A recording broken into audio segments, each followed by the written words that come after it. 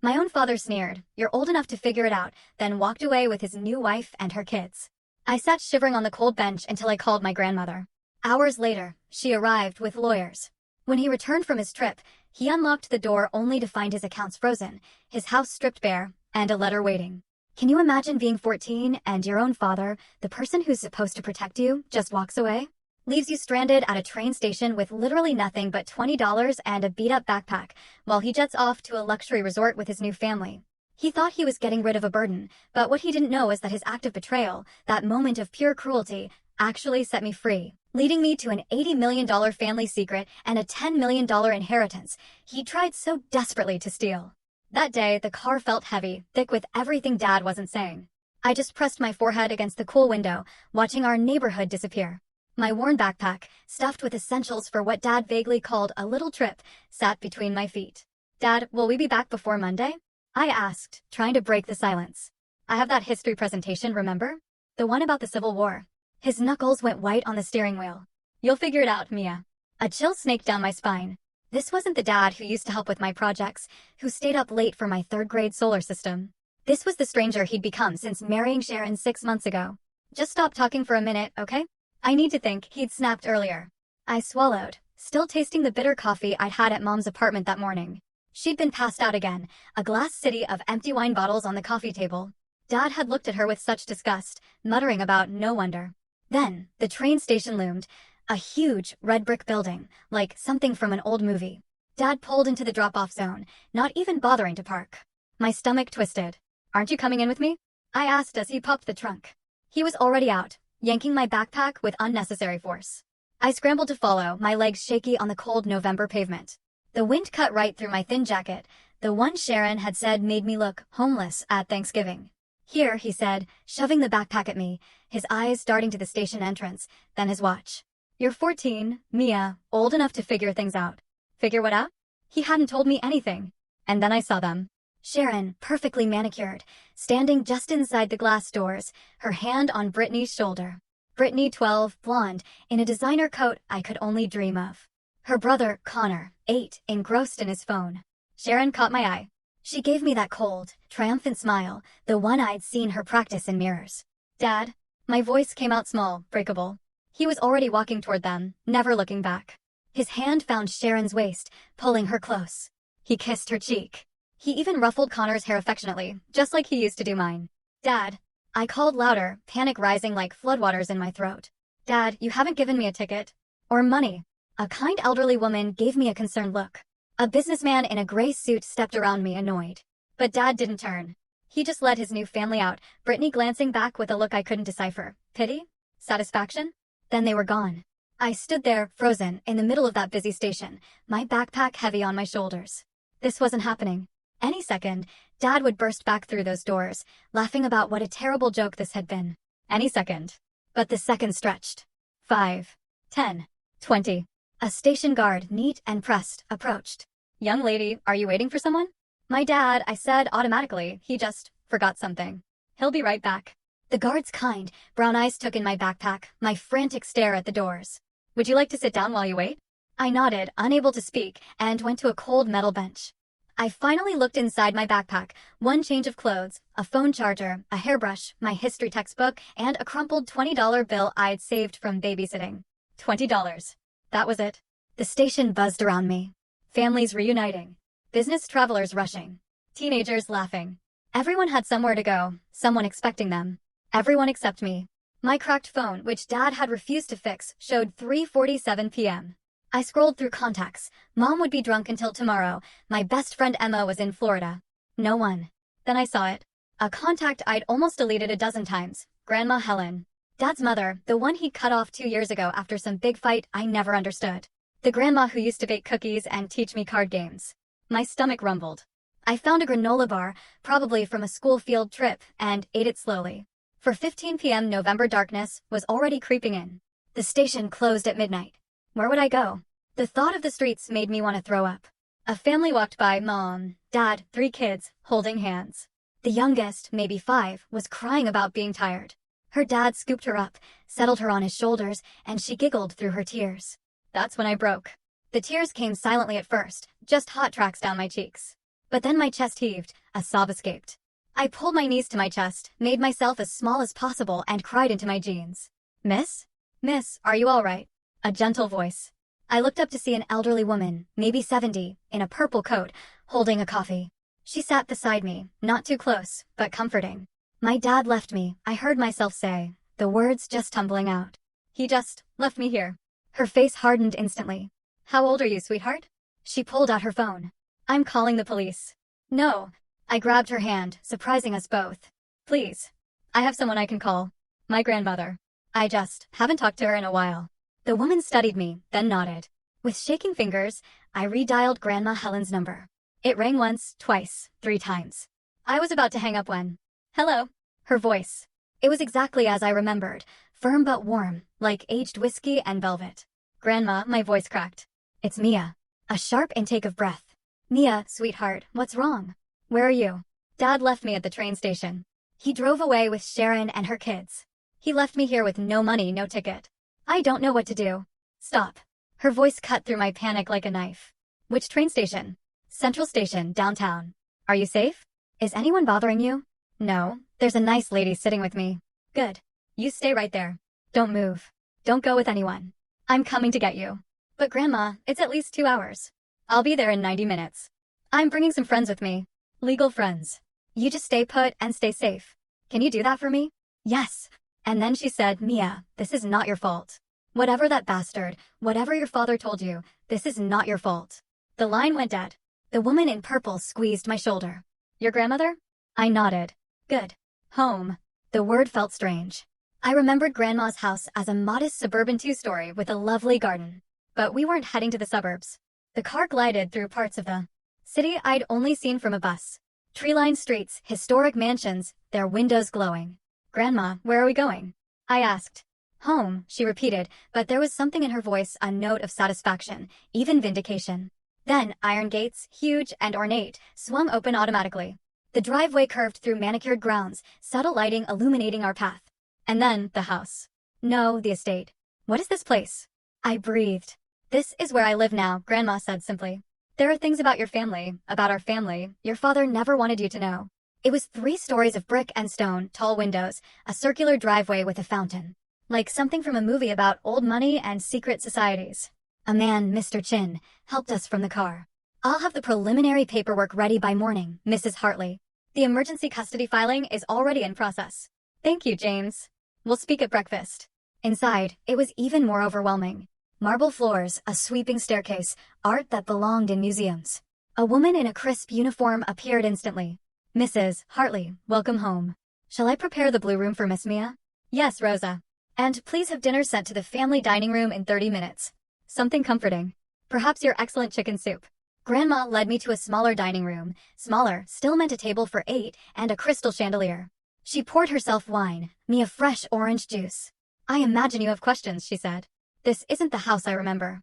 No, that was the house I moved into after your grandfather died, when I was pretending to be someone I'm not. Trying to be small enough, poor enough, so your father wouldn't feel threatened. She took a sip of wine. It didn't work.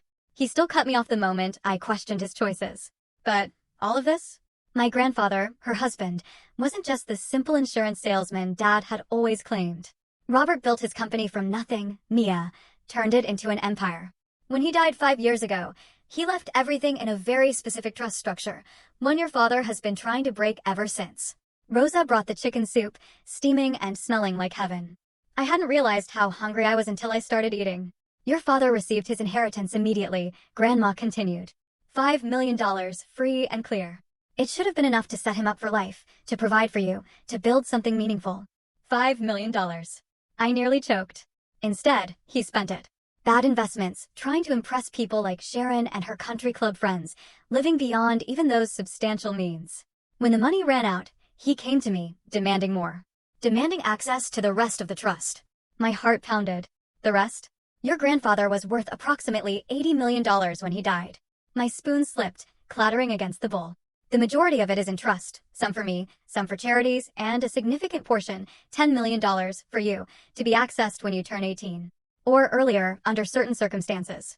Your education, for instance. Or if you were ever abandoned or endangered by your legal guardians. Dad knows about this? I whispered. Oh yes. He's known since the will was read. He spent 3 years trying to get power of attorney over your trust, trying to convince judges that I'm senile, that the money would be better managed by him. Her smile was sharp. He never expected me to fight back. Never expected me to have kept such careful records of his attempts. Is that why he cut you off? Because you wouldn't give him my money? Partially, yes. But also because I started asking questions about you. Whether you were being properly cared for. Whether the money he claimed to need for your expenses was actually being spent on you.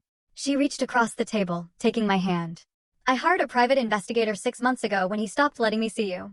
I knew about Sharon before their wedding. I knew about the debts he was hiding. I knew he'd been fired from his job and was pretending to go to work every day. She squeezed my hand. What I didn't know, what I never imagined, was that he would abandon you like this. After dinner, she led me to the blue room. It was 3 times the size of my bedroom at Mom's, with its own bathroom and a window seat overlooking the gardens. Fresh pajamas, somehow in my size, were laid out. Rosa has a talent for these things, Grandma said, seeing my surprise. There are more clothes in the closet. We'll go shopping properly tomorrow. Grandma, I don't understand. Why didn't you tell me any of this before? She sat on the edge of the bed, suddenly looking every one of her 70 years. 3 years, Mia. Your father forbade it. And as long as he had custody, I had to be careful. Any wrong move and he would have disappeared with you entirely. I've been waiting, gathering evidence, preparing for the day he made a mistake big enough that no court would side with him. Her eyes hardened. I just never thought his mistake would be this cruel. She pulled an aged, yellowed envelope from her pocket. This is for you. Your grandfather wrote it before he died, with instructions that you should receive it when you were old enough to understand. My name was on the front, in shaky handwriting. Inside, dated a month before he passed, was his letter. My dearest Mia, if you are reading this, then you are old enough to understand that family is complicated, that love and money can become tangled in ugly ways, and that sometimes the people who should protect us become the ones we need protection from. I am not long for this world, but I go knowing that I have done what I can to secure your future. The money I've left for you is not just currency. It's freedom. Freedom to pursue your education without debt. Freedom to take risks in your career. Freedom to leave situations that don't serve you. Your father is my son and I love him, but I know his weaknesses. I've watched him mistake wealth for worth. I couldn't sleep. I sat in the window seat, looking out at the moonlit gardens, my mind reeling. Everything I'd believed about my family, about our situation, had been a lie. We weren't struggling. Dad wasn't a victim of bad luck. He'd had everything and thrown it away. And now he'd thrown me away too. My phone buzzed. An Instagram notification. Against my better judgment, I opened it. There they were, Dad, Sharon, Brittany, and Connor. All smiles at some resort restaurant. The caption, family vacation. Making memories with the ones who matter most. Red Heart, posted an hour ago. While I'd been sitting in a train station, terrified and alone. He'd been raising a champagne glass with his new family, the ones who matter most. I screamed, a raw sound I didn't know I had. Then I turned off my phone. And this time, I cried tears of pure, burning rage.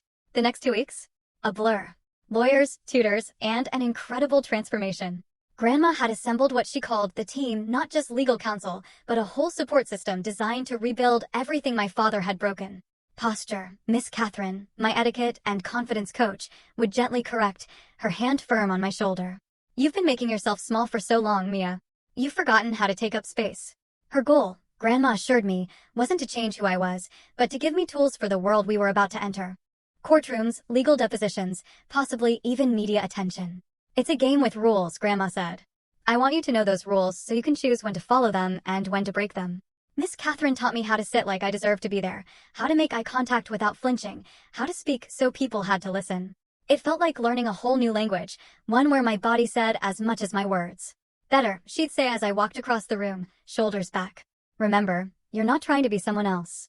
You're uncovering who you've always been under the fear. In the afternoons, I met with Dr. Reeves, a therapist specializing in adolescent trauma. His office was set up just for me in the east wing of the house. I don't want you to think I'm weak, I told him during our 3rd session. Mia, needing help isn't weakness. Your father abandoned you at a train station. Most adults would struggle with that betrayal. The fact that you're here, working through it, shows incredible strength. I admitted I still dream about the station. About waiting for him to come back. Do you want him to come back in the dreams? He asked. I thought about it. No. I want him to see me not needing him to come back. Dr. Reeves smiled slightly. That's a powerful shift in perspective. The legal prep was the hardest part. Mr. Chin and his team had commandeered what Grandma called the war room, a conference room overflowing with documents, financial records, emails, text messages, even social media posts. This is from 3 months ago. Miss Rodriguez, one of the younger lawyers, showed me a printed email. Your father explicitly told your mother he was taking full custody because, and I quote, the kid is worth $10 million at 18, and I'm not letting that slip away. The kid. Not even my name. Can we use this? I asked. Oh yes, Mr. Chin said with grim satisfaction. This establishes a clear financial motive for seeking custody, combined with the abandonment. It's a slam dunk. But it wasn't just about building our case. You need to understand every aspect of what happened, Grandma insisted. Knowledge is power. Your father kept you ignorant because ignorance made you vulnerable. Never again. So I learned about trust funds, fiduciary duty, custody law, and financial fraud. I found out Dad had taken out credit cards in my name when I was just 12, racking up debt Grandma's lawyers were now untangling. He'd been telling people for months I was troubled and difficult, laying groundwork for some sinister plan. He was going to have me declared incompetent, wasn't he? I asked Mr. Chin one afternoon. When I turned 18, he was going to try to get permanent control of my trust. Mr. Chin and Grandma exchanged glances. We believe so, yes, he said carefully. The rage, simmering since that night at the station, boiled over again. He was going to destroy my entire life. For money. Money he'd already proven he couldn't manage responsibly, Grandma added. The $10 million would have been gone within 2 years if his spending patterns held. 3 weeks after the abandonment, we heard Dad had been served papers at the resort. Someone had actually recorded it, his face going from smug dismissal to pure shock as he read, then throwing the documents on the ground, screaming about harassment and bitter old women. The video went viral within hours. Good, Grandma said, watching it with grim satisfaction. Let everyone see who he really is. The court date was set. Dad, of course, hired an expensive legal team, probably begging Sharon to fund his defense. They filed a countermotion, claiming Grandma had kidnapped me and was manipulating a vulnerable child. Let them come, Mr. Chin said confidently. We have everything documented, including the security footage from the train station. Wait, there was footage? Oh yes, he confirmed. Crystal clear.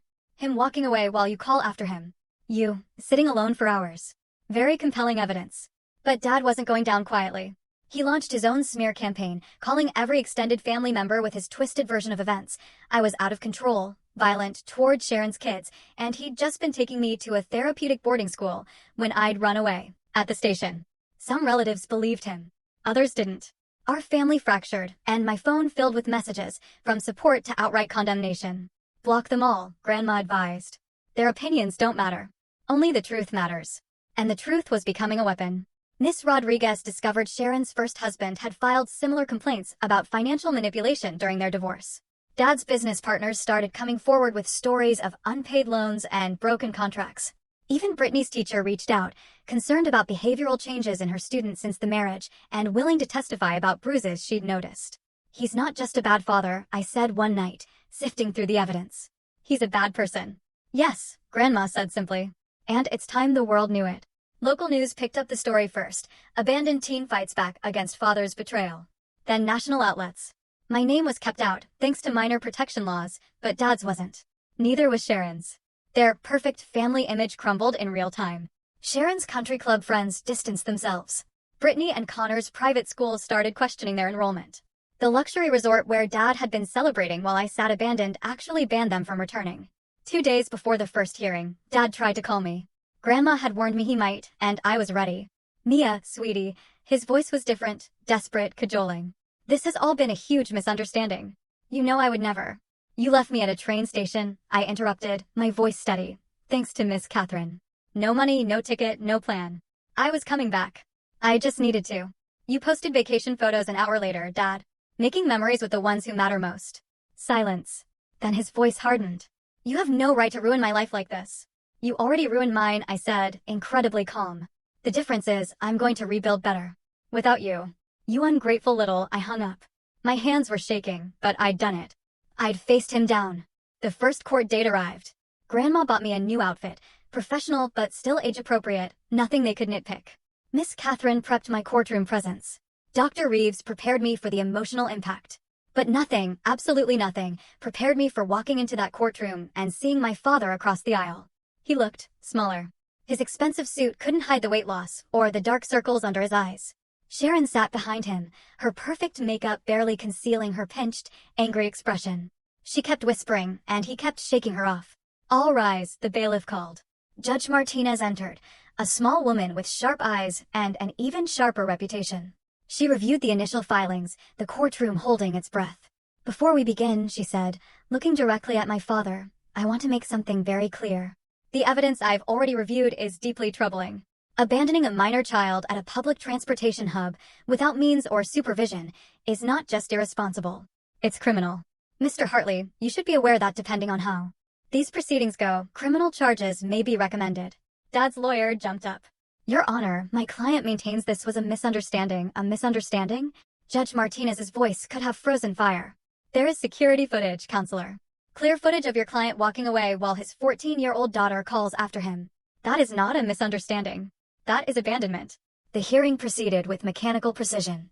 Our team presented the overwhelming evidence: abandonment, financial fraud, years of neglect. Their side tried to paint me as troubled, Grandma as manipulative, the whole situation blown out of proportion. Then came the moment I'd been dreading and anticipating in equal measure, my turn to speak. I stood, my legs steadier than I'd expected. The courtroom fell silent. "Your Honor," I began, my voice clear and strong, thanks to Miss Catherine's training. "I spent 6 hours at that train station. 6 hours wondering what I'd done wrong.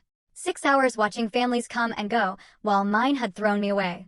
I looked directly at my father for the first time. He flinched. He didn't forget me.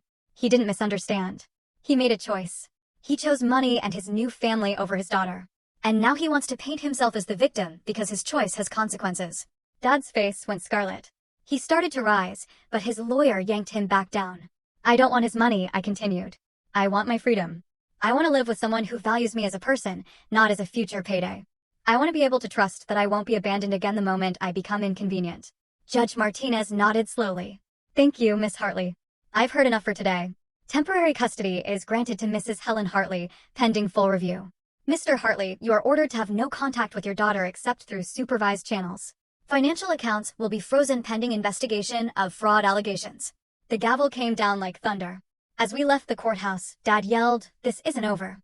You're ruining everything, Sharon. The kids, everyone is suffering because of your selfishness." I turned back, meeting his eyes with a steadiness I'd never known I had. "No, Dad. Everyone is suffering because of yours." Grandma's hand found mine, warm and steady. "Come, my dear. We have a future to build." Behind us, I heard Sharon's voice, shrill and accusing. "This is your fault. You said she was worth millions. You said it would be easy." Their perfect family was cracking apart, just like mine had. The difference was, I had someone who truly loved me to help pick up the pieces. Dad had only the wreckage he'd created himself. As our car pulled away, protesters were already gathering. Some for us, some for him. "It's going to get worse before it gets better," Mr. Chin warned. "Good," I said, surprising everyone, even myself. "Let it get worse. Let everyone see what he really is." The storm had broken, and I was no longer afraid of the rain. The morning our story broke nationally, I found Grandma in the war room, surrounded by newspapers and laptops, a grimly satisfied look on her face. "The New York Times picked it up," she said, sliding a tablet my way. The headline: "The Abandonment at Central Station. A Father's Betrayal Becomes a Legal Reckoning." They'd interviewed Margaret, the kind woman from the station, who gave a scathing account. That poor child was terrified. I've seen runaways before. This wasn't that. This was a girl who'd been thrown away like garbage. Dad's response was swift and utterly predictable. By noon, his lawyers had arranged a press conference on the courthouse steps. I watched from Grandma's study as he played the victim, Sharon dabbing at dry eyes beside him. "My daughter has always been troubled," he said, his voice catching with practiced emotion. "Mental health issues run in her mother's family. I was trying to get her professional help when she ran away, and my mother seized the opportunity to turn her against me." "Bastard," Grandma muttered. But his performance had cracks. When a reporter asked why he'd gone to a resort immediately after, he fumbled. When another asked about the trust fund, Sharon's composure slipped, her hand tightening on his arm in a warning grip. Then came the killing blow. A Washington Post reporter stood. "Mr. Hartley, we've obtained credit reports showing you opened multiple cards in your daughter's name. Can you explain that?" The feed cut to commercial, but not before catching Dad's face, panic poorly masked by indignation. Mr. Chin was ecstatic. He just admitted to attempted institutionalization without cause. That's going to play very badly in court. The full custody hearing was set for the following week, but first came the depositions. 3 grueling days in a sterile conference room, with Dad's lawyers trying every angle to break me. "Isn't it true you've been diagnosed with depression?" Mr. Fitzgerald, Dad's lead attorney, probed. "Yes," I replied, "after my parents' divorce and my mother's alcoholism. It's well managed with therapy." And you've had behavioral issues at school? I had detention once for being late because my dad forgot to pick me up and I had to walk 3 miles. Every question designed to paint me as troubled, unstable, undeserving of sympathy. But Ms. Rodriguez had prepared me well. You seem very coached, Fitzgerald observed. I've learned to protect myself, I replied. Abandonment will do that. The financial investigation revealed even more than Grandma had suspected. Dad hadn't just taken credit cards in my name. He'd been siphoning from accounts grandfather had set up for my education. Small amounts he thought wouldn't be noticed, nearly $200,000 over 3 years. Federal charges, Mr. Chin said quietly. This is wire fraud. But the real shock came from an unexpected source, Connor. Sharon's 8-year-old son had been keeping a diary on his tablet. His teacher, concerned about his recent behavior, alerted Child Services, who subpoenaed it. The entries were devastating. October 3rd, Mom says we're rich now, but Mike, he refused to call him Dad, yells about money all the time. November 15th, Mike said Mia is going away forever soon. Mom smiled. I miss when it was just us. November 18th, Mike hurt Mom's arm. She said she fell. She didn't fall. Child Services opened their own investigation. Sharon's perfect family image wasn't just cracking, it was shattering. The day before the custody hearing, Dad made one last desperate play. My mother, sober for perhaps the first time in months, appeared at Grandma's gates. I want to see my daughter, she slurred slightly, despite her claims of sobriety. Grandma handled it personally. I watched from an upstairs window as she met my mother. Linda, you haven't asked about Mia once in the 6 weeks since her father abandoned her. I've been getting myself together. I want custody. I'm her mother. You're an alcoholic who didn't even notice her daughter was missing for 3 days. The only reason you're here is because Richard promised you money if you help him. My mother's face twisted ugly. I'll tell them you're keeping her from me. Kidnapping. Try it, Grandma said coolly. I have documentation of every wine bottle, every passed out evening, every time Mia had to take care of herself because you were too drunk to parent. Leave now or I'll have you arrested for trespassing. My mother left, but not before screaming that we'd regret this. That night, I couldn't eat. The stress of the impending hearing, of seeing both my parents trying to use me, was overwhelming. Grandma found me in the library at 2 a.m., reading grandfather's old journals.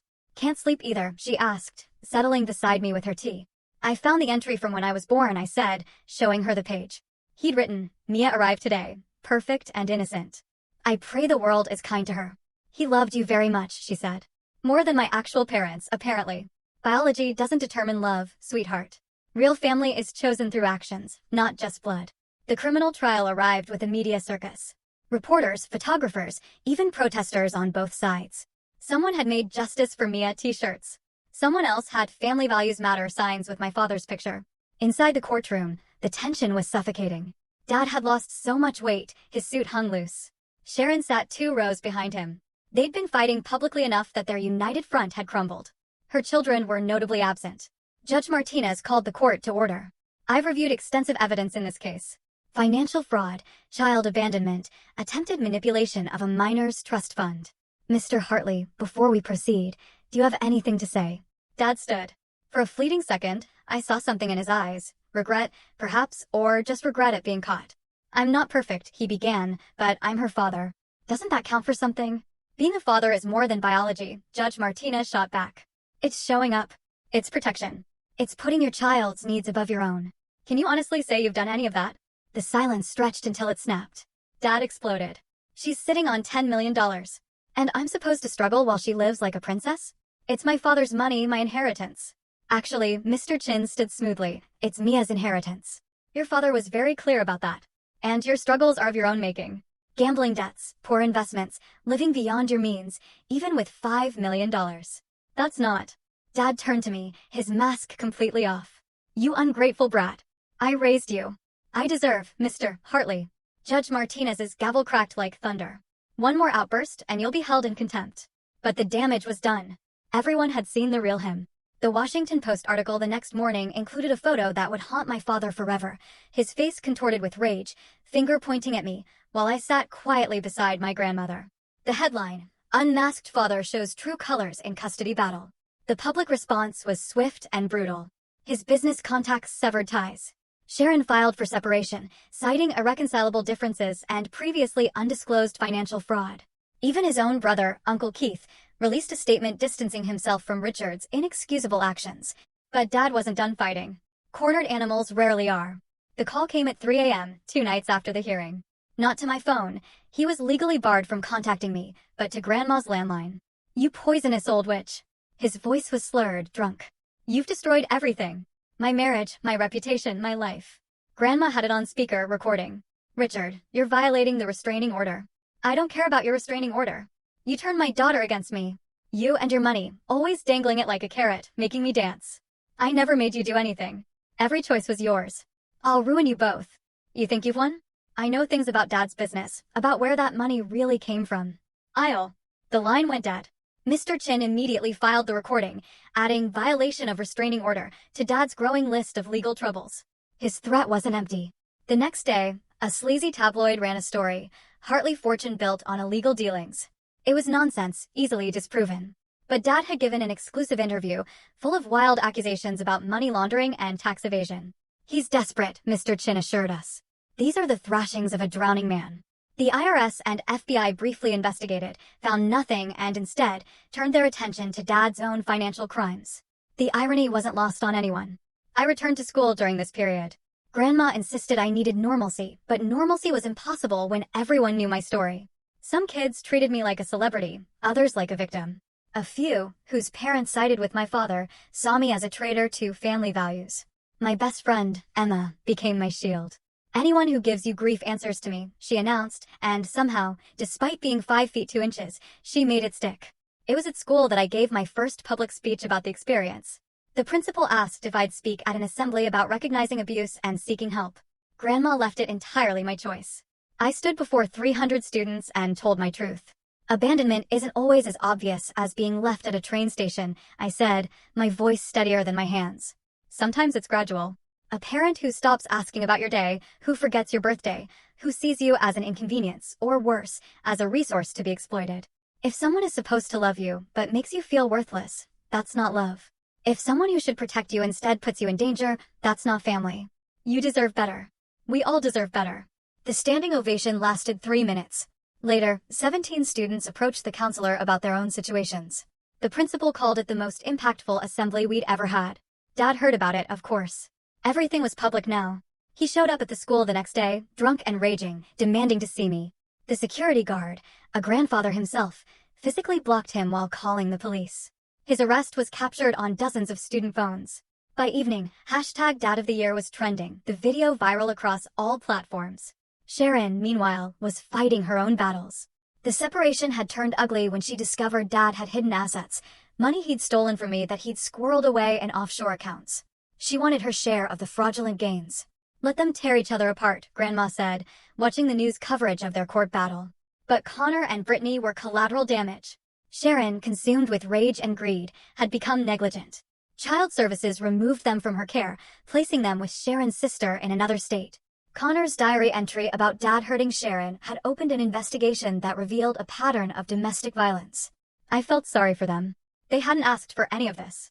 You could reach out, Dr. Reeves suggested during therapy. Let them know they're not alone. I wrote them each a letter, simple, kind, explaining that none of this was their fault. That sometimes adults make terrible choices, but kids shouldn't blame themselves. Brittany never responded, but Connor sent back a drawing, a train station with a girl walking away from it. Strong and unafraid. I still have it. The criminal trial was set. Dad faced charges of fraud, identity theft, child abandonment, and violating a restraining order.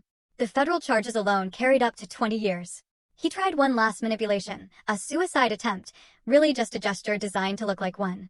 He took just enough pills to require hospitalization, but not enough to cause real damage. The timing was suspicious, right before a crucial hearing. Some people felt sympathy. I didn't. It's another manipulation, I told Dr. Reeves. He's not sorry for what he did. He's sorry he got caught. That's a very mature understanding, he replied. Also, a very painful one. The prosecutor, Miss Davies, was a force of nature. She'd taken the case personally after watching the train station footage. I have a daughter your age, she told me. What he did, there's no excuse, no justification. We're going to ensure he can never hurt you again. The trial was set for 3 weeks out. Dad's lawyers pushed for a plea deal, but Miss Davies refused anything less than admission of guilt and serious prison time.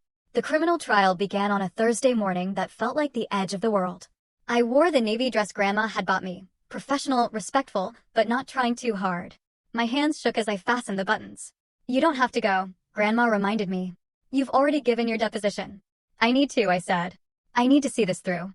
The courthouse was a zoo. Media from around the country, true crime podcasters, even a documentary crew. But also supporters. Dozens of people wearing those Justice for Mia shirts, many of them parents horrified by my story. Dad looked diminished in his orange jumpsuit. No expensive suit to hide behind, no Sharon to perform for. Just him, his public defender, his money long gone, and the crushing weight of evidence. Miss Davies opened with the security footage. The courtroom watched in silence as 14-year-old me called after my father, as I sat alone hour after hour, as I finally broke down crying on that cold bench. Several jurors wiped their eyes. This is not a case about money, Miss Davies stated. This is about a father who viewed his daughter not as a child to protect, but as an asset to exploit. When he couldn't access her inheritance legally, he abandoned her like a broken toy. The evidence was overwhelming. Financial records showing systematic theft, text messages discussing getting rid of the burden with Sharon, the credit cards in my name with charges for Sharon's jewelry and their vacation. The one they took while I sat abandoned. Then came my testimony. I took the stand on day 2. Dad wouldn't look at me, keeping his eyes fixed on the table. Can you tell us about November 18th? Miss Davies asked gently. I told them everything. The silent car ride, the confusion, the moment I saw Sharon and her kids and understood I was being discarded. The hunger, the fear, the kind stranger, the relief when I heard Grandma's voice. Were you afraid? Miss Davies asked. I was terrified, I said. I thought I might die. That no one would know what happened to me. Did your father ever contact you to see if you were safe? No. He posted vacation photos instead. Dad's lawyer tried to paint me as a troubled teen, but it fell flat. Every accusation was refuted with documentation. My grades were good, my teachers praised me. My only trouble was having him as a father. The star witness, surprisingly, was Sharon. She'd made a deal for immunity in exchange for testimony, and she buried him. He said she was worth $10 million, she testified, not even pretending remorse. That once he had control of it, we'd be set for life. The abandonment was planned weeks in advance. He wanted her either institutionalized or so traumatized she'd be easy to control when she turned 18. The courtroom erupted. Judge Coleman had to threaten to clear the gallery. And you went along with this? Miss Davies pressed. I thought he was taking her to a boarding school. I didn't know he was just going to leave her. It was a lie. We had text messages proving she knew, but her testimony was damning enough. Dad finally took the stand on day 4. His lawyer had advised against it, but his ego demanded he tell his side. It was a disaster. She owes me, he said at one point. I raised her. I paid for everything with money you stole from her trust, Miss Davies interrupted. That money should have been mine. I'm the son. I built that company with my father. You were 12 when your father founded the company. What exactly did you build? He spiraled from there, blaming Grandma, me, Sharon, everyone but himself. When shown the train station footage, he actually said, she looks fine. I don't see what the big deal is. A juror audibly gasped. The verdict took 2 hours. Guilty on all counts. Sentencing was scheduled for the following month. The maximum was 25 years. The minimum was 8. In those weeks, Dad tried everything. He wrote letters to me through his lawyer, blocked. He gave a jailhouse interview claiming innocence, which only made things worse when he accidentally admitted to crimes they hadn't even charged him with. He had his brother try to negotiate with Grandma. She refused to even take the call. The day of sentencing, I gave my victim impact statement. I'd written it 17 times, each draft angrier than the last, until I finally found the words that were true. You were supposed to protect me, I said, looking directly at him for what I hoped was the last time. That's the most basic job of a parent, keep your child safe. You didn't just fail at that. You were the danger I needed protection from. I spent years wondering what I did wrong, why I wasn't good enough, why you couldn't love me the way you loved Sharon's kids. But I understand now. You never loved any of us. You only love yourself. I'm not asking for the maximum sentence because I want revenge. I'm asking for it because somewhere out there is another 14-year-old girl with a father who sees her as a resource instead of a daughter. And maybe if he sees what happened to you, he'll think twice. You abandoned me at that train station, but you set me free. I found a real family, real love, real support. I'm going to college next year, early admission to Yale. I'm going to study law to help kids like me. I'm going to take grandfather's name, Mia Blackwood, not Hartley. You thought you were throwing me away, but you just revealed who you really are. And now everyone knows.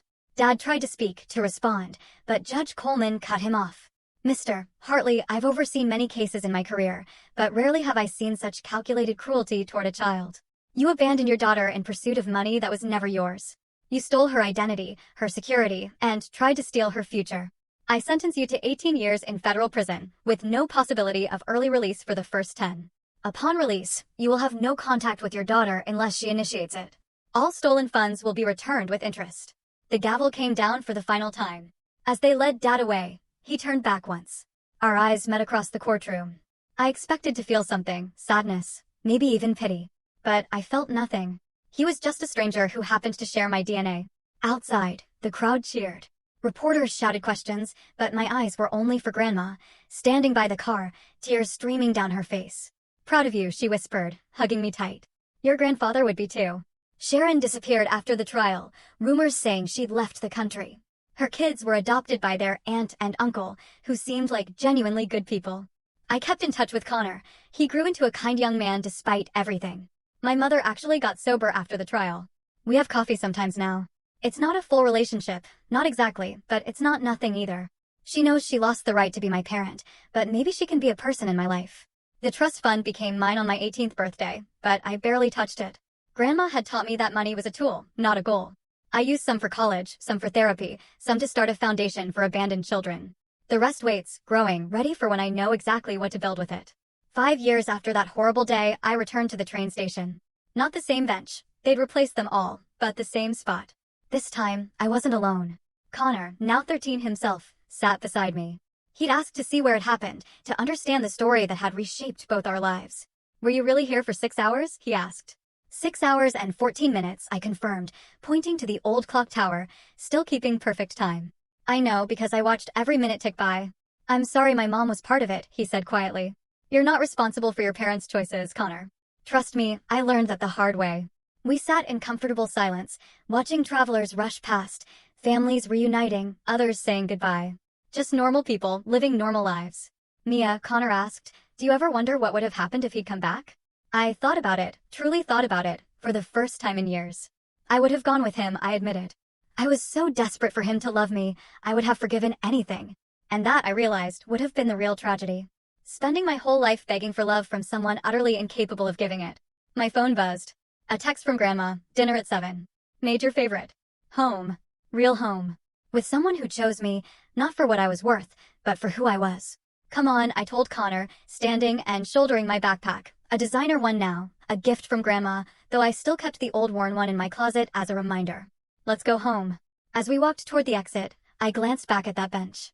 The girl who'd sat there, terrified, abandoned, alone. She was part of me, but not all of me. She was the cocoon I'd emerged from, stronger and more myself than I ever could have been if Dad had been the father I thought I needed. He was right about one thing that day at the station. I was old enough to figure it out. And I did. If someone who was supposed to protect you chose money over your well-being, would you find the strength to rebuild without them? Thanks for watching. Take care. Good luck.